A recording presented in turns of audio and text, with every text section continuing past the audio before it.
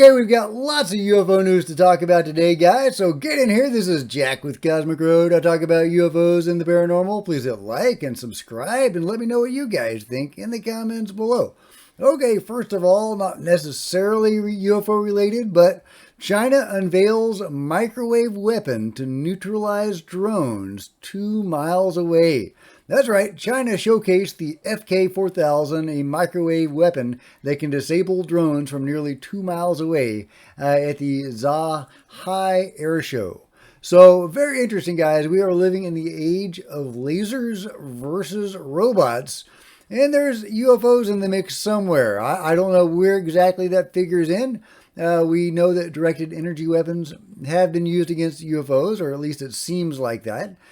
Could this also be a weapon to be used against UFOs? Would it work would it work on the drones over Langley and other installations? Either way, very interesting, very interesting. Meanwhile, we have a possible document dump, possible BS. Area 51 leak is on the dark web. That's right. If you are journeyers on the dark web, somewhere out there, and I'm not encouraging anybody to go find it or to go on the dark web, but there are screenshots here of a possible document leak about Area 51. I'm seeing cattle mutilations. I'm seeing, paperclip, Operation Paperclip. So I don't know if there's anything like really outstanding here, even if you could download it, if it wasn't just BS. But there you go. Possible, highlight possible document dump about Area 51 on the dark web. Meanwhile, we have back and forth about whether people are truly injured by UFOs and whether the governments, various governments, actually compensate those people, because they came up at the UFO hearing the hypocrisy of the government compensating people for injuries suffered by getting too close to a UFO, but at the same time denying that UFOs exist.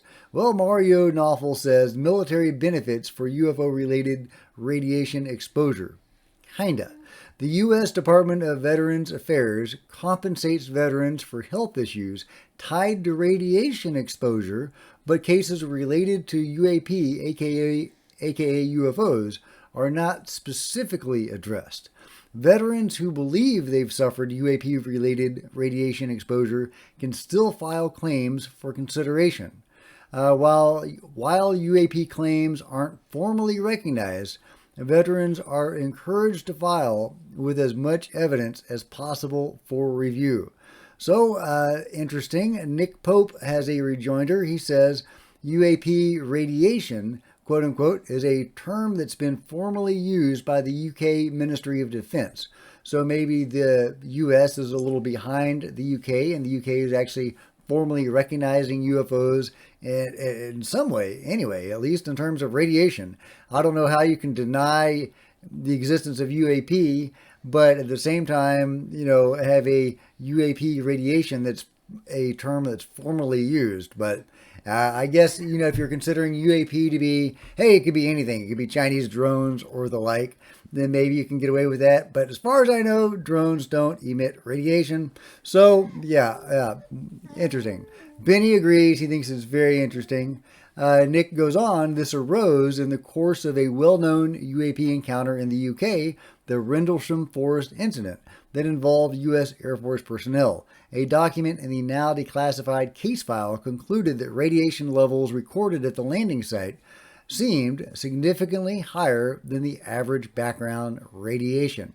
Very interesting. Rendlesham, of course, very well known, even kind of a landmark case that we are still uncovering new information about. It just came out, I want to say a couple of years ago, that Air Force Base was actually storing nuclear material. So could be an explanation for the UFO's interest in that base. Of course, they seem interested in bases in general, but specifically with nuclear material. So, very interesting. Meanwhile, we got a couple of cool UFO videos to check out. Supposedly, UAP comes out of the ocean in slow-mo, completely outpaces this jet, says Daily UFO. And yeah, here we go. This object coming out of the ocean right there. People are saying they're seeing wings flapping, and that means that it's a bird. Could be. It's always possible. However, this is super slow down with this jet here, and that object appears to be going lightning fast. However, I would feel better about this footage if we saw real time this jet flying around with this object coming out. But we don't see that. We only see the slow down version of it. Now, as we know from studying dragon UFOs, wing flaps don't automatically denote that it's a bird or a bug. Some of these objects seem to have wing-like appendages or, fusion, jets coming out of them that mimic wings or something like that, maybe some sort of cloaking device.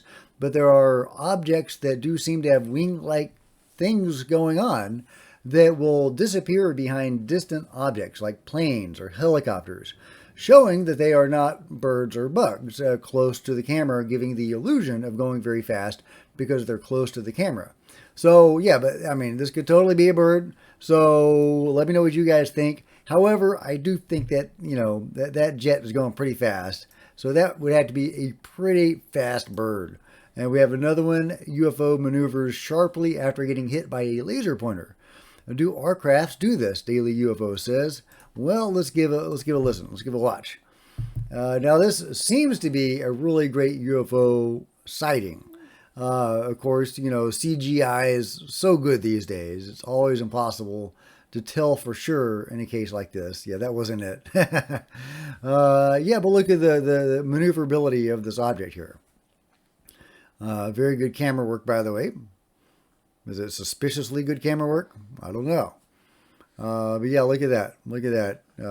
Wonderful maneuvering by this object, if it's a real object and it's not CGI. But again, it's so easy to fake stuff. Provenance is king with this stuff. Where did this information come from? That's what I want to know. Meanwhile, we still have more people commenting on the UAP hearing and their thoughts about the topic in general. So let's give a listen to some of the key players involved. So it's into these, there's 5 or 6 contractors, and we've been given their names, and it's like they're going to tell us where they're at as soon as they announce it. The U-Haul vans have already been there a week ago and moving whatever they got. I think where it's at, it's so compartmentalized, and so many people have died since some of this stuff has been collected, that probably the people that are looking at it right now do not realize what they're looking at. They're either been told it's a foreign entity, or it's a piece of, look like a piece of metal maybe that has some capabilities, and they still haven't figured out how to break it down. It's very similar to if say if you took an Indian motorcycle, a brand new Indian, back to the people who came in on the Mayflower, they would see that and they would say, wow, that's pretty cool. They would never be able to adjust fuel injection. They wouldn't know how to get inside of it. They couldn't even make the fuel. They might get it started, but that'd be about it. So yeah, that's been the narrative for a long time, and that's even what people have told people like Harry Reid and Tom Wilson, who have been able to get access to a little bit of this information. Sure, we've gotten some UFOs and we've tinkered with them and gotten them to work a little bit, but that's about it. No, we're not going to show you anything else. Goodbye. And if you pry too much further, we will threaten your career, or we will kill your career. So that's what Admiral Tom Wilson was told anyway, that they would, end his career. And evidently that was sufficient threat for him to back off. The UFO control group is very powerful. They can make people in the highest levels of politics or the Pentagon back off. They can also order the military around to shoot down UFOs. They are very powerful. But that is often the narrative that gets advanced, is that, hey, yeah, we've tinkered with some stuff that we've never been able to get to work. Evidently, that's the line that Tim Burchett was fed. But, if you have researched this topic in any depth, you'll probably be familiar with the concept of ARVs, or a reverse engineered craft, that we indeed do have our own craft. There's so many examples of that. Michael Herrera, a great example, but there are many, many others. So, this is information that Tim has gotten access to, but obviously it goes much, much deeper than that. But it is interesting that he knows the names of these contractors. I would love for him and the others to actually do something with that information. Obviously, we need a select committee or something with subpoena power. We need some entity that has power to actually do something. Whether that's the gatekeeping committee established by the UAP, disclosure amendment, or a select committee. We need more than we have right now. Meanwhile, Nancy Mace talking to Matt Laszlo. What's your takeaway from the UAP hearing you just shared? I could have gone all afternoon, she says. I could have gone all day. I mean, so this is just the tip of the iceberg. There's a lot to unpack in what they're telling us in terms of what agencies are involved, what contractors are involved, how they're involved, and what they're involved with. And this is based on now 2 hearings with multiple witnesses with clearances, esteemed backgrounds, and careers in the military and other federal agencies that are telling the American people we're being lied to, that Congress is being lied to. This is bombshell. Benny agrees, it's a bombshell. Who's hiding it? How are they hiding it and why? She says, we didn't have enough time to get into that today. Well, make time. Make time, Nancy. Make time. You can do it. But who's behind it all, she says. And is the Pentagon, is anything being hid from the Pentagon too? So we need more whistleblowers. We need more time to truly get to the bottom of it. But what we saw today was huge. This was bombshell revelations about what potentially is there, explained and unexplained. So I love it. Nancy is on the case. Meanwhile, we have Anna Polina Luna seeming to throw a little shade at Lou Elizondo.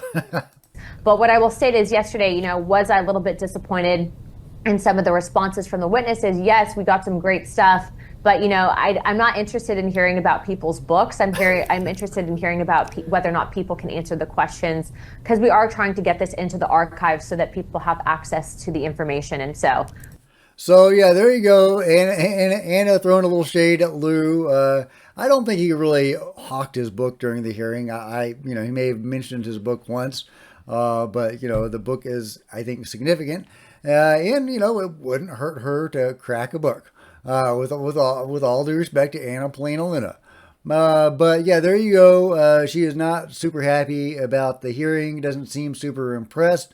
But again, she seems sincerely committed to getting answers. And I can't wait for her and the others to keep pursuing this issue. Meanwhile, Eric Burleson, who is not a huge UFO guy, but who has seen enough to make him realize that something is going on, says this. So I don't know that you could say that we've learned anything that we haven't been told before. But what I will say is that we continue to see a steady stream of very reputable individuals coming out of the Pentagon and blowing a whistle and saying very consistent things. So yeah, that's great. So, this is, just more ammunition for, UFO disclosure and information, and especially, I think, for reaching the masses. We didn't learn much, if anything, new, but, we can use these sound bites and we can share this with our friends and family. This can be put on the news that already is and being shared in the media. And I think that's very valuable. So I think this is a placeholder meeting. Nobody, even the Congress people, don't seem super impressed by this, but they are committed to getting answers. And the fact that they are not impressed by the meeting is actually a good thing. They're not placated. They are demanding accountability. They're demanding transparency. They're demanding answers, and that is awesome. That is awesome. So I'm actually super excited that they are not excited.